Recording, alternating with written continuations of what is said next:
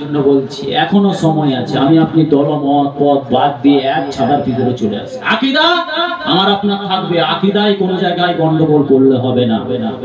নবী নবী নবীকে নবীর জায়গায় রাখতে হবে, নবীকে নবীর জায়গা থেকে লাগানো যাবে না। এখন লাভিয়ে দিচ্ছে অনেকে, বলেন এখানে কি হয় বলতে পারবো না। অনেক জায়গায় দেখেছি ওরা বলে নাকি রাসূলুল্লাহর হাত আছে, দুটো পা আছে, রাসূলুল্লাহর বিবি আছে, রাসূলুল্লাহর বাচ্চা মেয়েও ছিল, আমাদেরও হাত আছে, পা আছে, আমাদেরও বিবি আছে। রাসূলুল্লাহ তো আমাদের মতো, নাউজুবিল্লাহ বললেন না?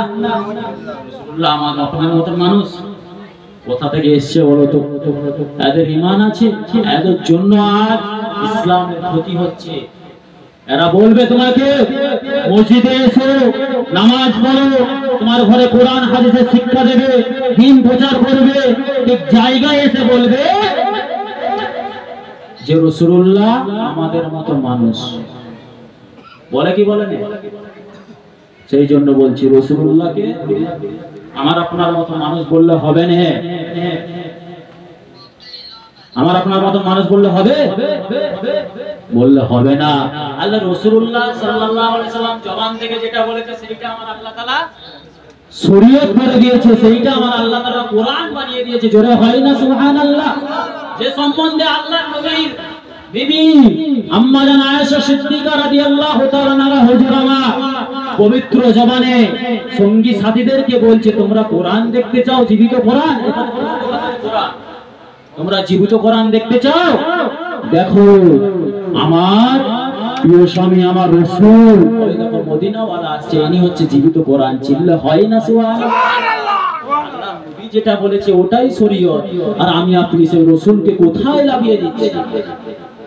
Ya Allah bagar banda bandira enai bagar ummad ummadira eman adabir makto muridan ganera ya Rasulullah sallallahu alaihi wasallam er sambandhe amar Allah taala Qur'anul Karimer ayat nazil kore dilen। আমার আল্লাহ তাআলা কুরআনুল কারীমের মধ্যে জানিয়ে দিলেন ওয়ারাফা'না লাকা যিকরাক।